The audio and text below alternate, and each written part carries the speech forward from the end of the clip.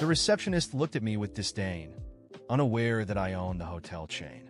At 36 years old, I'm the owner of a hotel chain that I expanded after my father passed it down to me in my late 20s. I've grown the business, establishing locations in other states, strategically near highways and tourist attractions.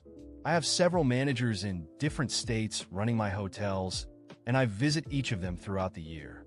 After my wife recently gave birth to our youngest child, I decided to take my family on a road trip vacation. My wife and I always prefer driving over flying because she has anxiety about flying.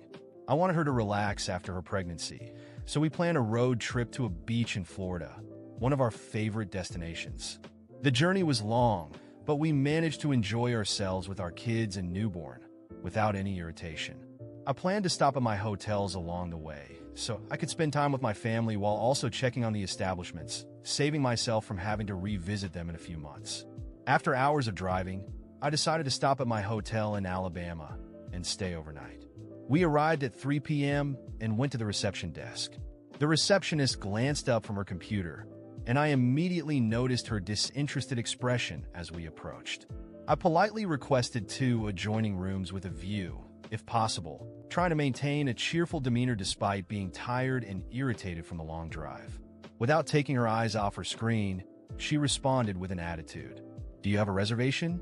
"No, I didn't make a reservation," I admitted. "We decided to stop here impulsively as part of our road trip tradition," I added, laughing to lighten the mood. Her demeanor remained unchanged. She let out a long sigh and looked at me with mild irritation and disinterest. "Well, without a reservation, I can't guarantee anything special. It's peak season, you know." I apologized, agreeing that she was right and admitting I should have planned ahead. However, she sighed again, shook her head, and mumbled something under her breath.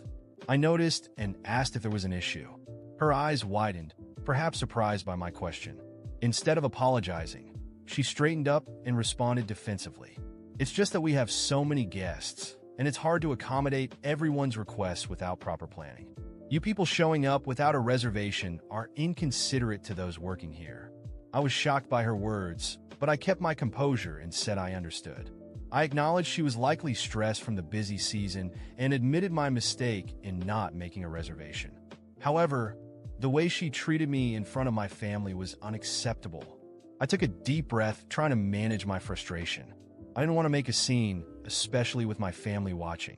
"I appreciate your honesty," I said in a measured tone. "I apologize for any inconvenience our stop may have caused." I then asked if there were any other rooms available. She said they had only 1 room left, but it wasn't adjoining or with a view. I accepted and paid for the room.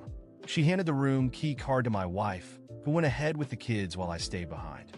As my family walked away, I turned back to the receptionist, who still looked disinterested. "You know," I began in a calm voice, "I've been in the hospitality business for quite some time." She continued staring at her computer, ignoring me entirely. I couldn't believe it and had finally had enough.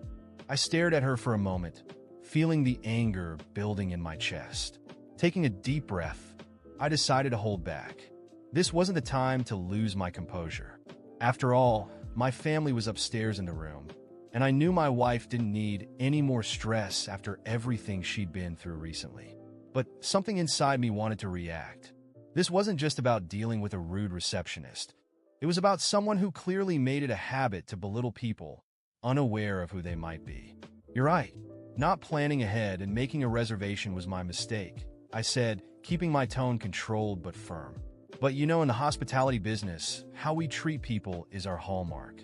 She glanced up for a second, perhaps realizing I wasn't just any regular guest. But, as if on reflex, she looked back down at her computer, pretending my presence was irrelevant. I left the desk and went to the room, trying to convince myself to let it go. The night passed, and while my family slept, I couldn't. I sat in the armchair by the window, thinking. I had dedicated my life to building a hotel chain that prided itself on exceptional service. How dare this woman treat any guest like that, let alone the owner of it all? By morning, I decided to act. My family was excited to continue the trip, and my wife, ever the kind soul, suggested we go downstairs for breakfast at the hotel restaurant. We headed down together, but before reaching the dining area, I told them to go ahead, mentioning I had something to take care of. I walked back to the front desk. The receptionist was there again, wearing the same look of disdain as the day before. "Good morning," I started, keeping a polite tone.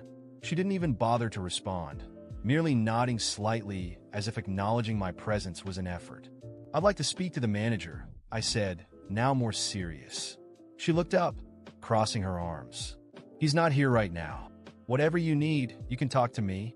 I smiled, but not out of happiness. It was pure irony. "Are you sure about that?"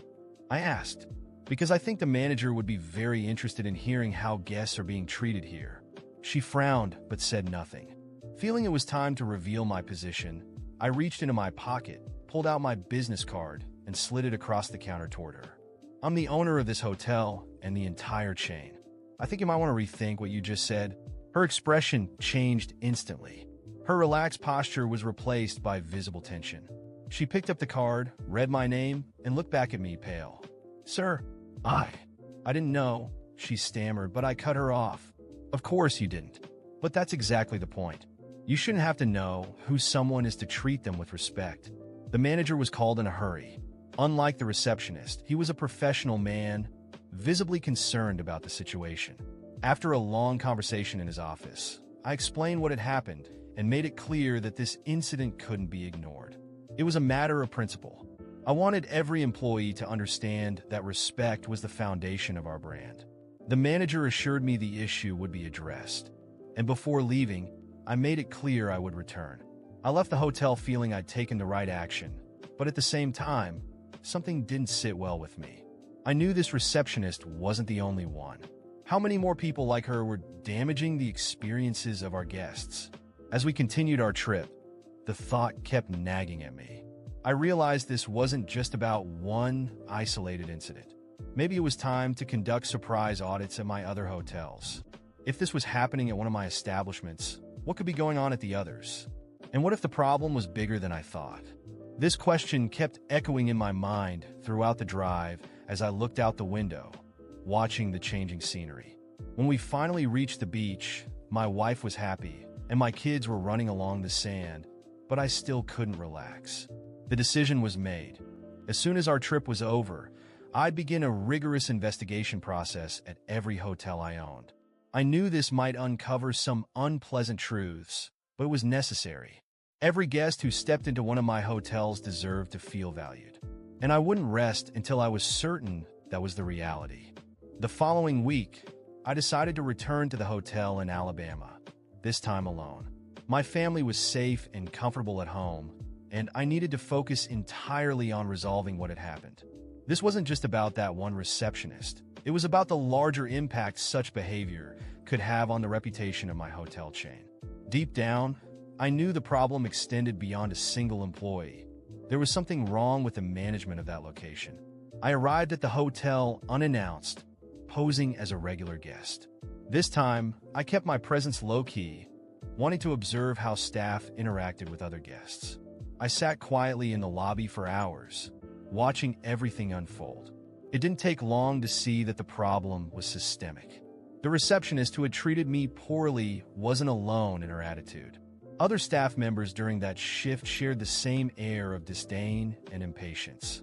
I saw guests being ignored, requests being handled carelessly, and even some borderline sarcastic comments. As I mentally took notes on everything, the manager eventually appeared. A middle-aged man in a slightly disheveled suit. He offered 4 smiles as he greeted what appeared to be more important guests. He walked past me without noticing, too preoccupied with his phone. That confirmed my suspicions. The root of the issue started at the top. The next day, I called a meeting with all the hotel staff. At first, no one knew who I was, but as I introduced myself, I saw the shock spread across their faces. The manager, in particular, looked visibly uncomfortable, fiddling nervously with his tie as I spoke.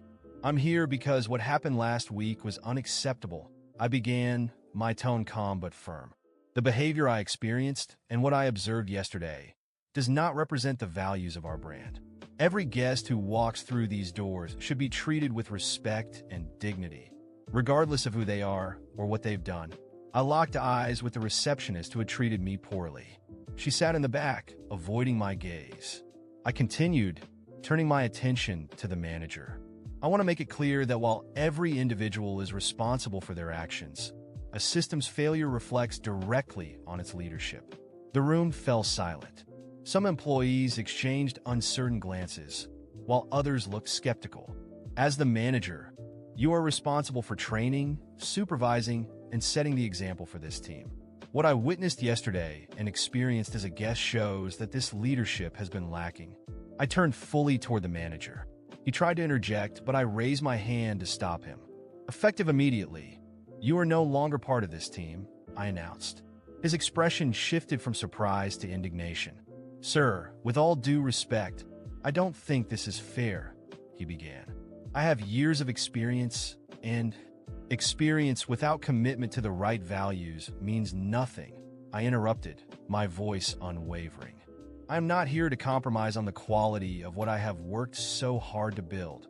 The manager stood, still trying to argue, but I didn't give him the chance. He left the room, muttering something about loyalty and unfairness.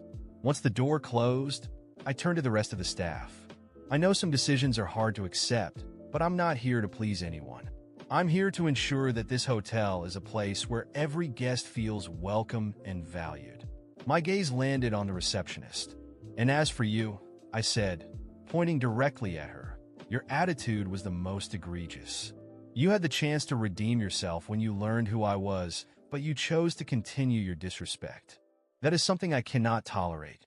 Effective immediately, you are also dismissed. She turned pale, opening her mouth to speak, but no words came out. She gathered her things silently and left. After they were gone, the atmosphere in the room was tense. Many employees looked uneasy, and some even murmured among themselves. One of them, more bold than the others, stood up and said, "With all due respect, sir, this seems extreme." They were good at their jobs. I took a deep breath before responding. Good employees are not just those who complete tasks. They are those who do so with respect, empathy, and professionalism. If anyone here believes what you saw from them was acceptable, then maybe this isn't the right place for you either. The room fell silent again. In the days that followed, I implemented immediate changes. I brought in a new manager from another hotel in the chain, someone I trusted to restore the culture of respect and excellence that should exist there.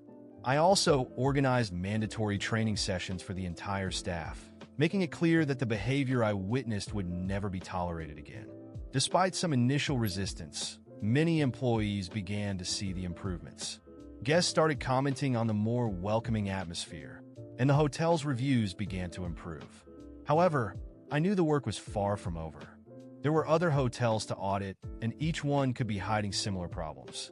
I left the hotel in Alabama with a sense of accomplishment, but also the realization that this was just the tip of the iceberg.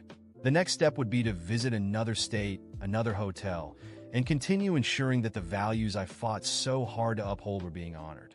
I knew this battle would be long, but I was prepared to face whatever was necessary. After all, what was at stake wasn't just my reputation. It was the very essence of what I had built.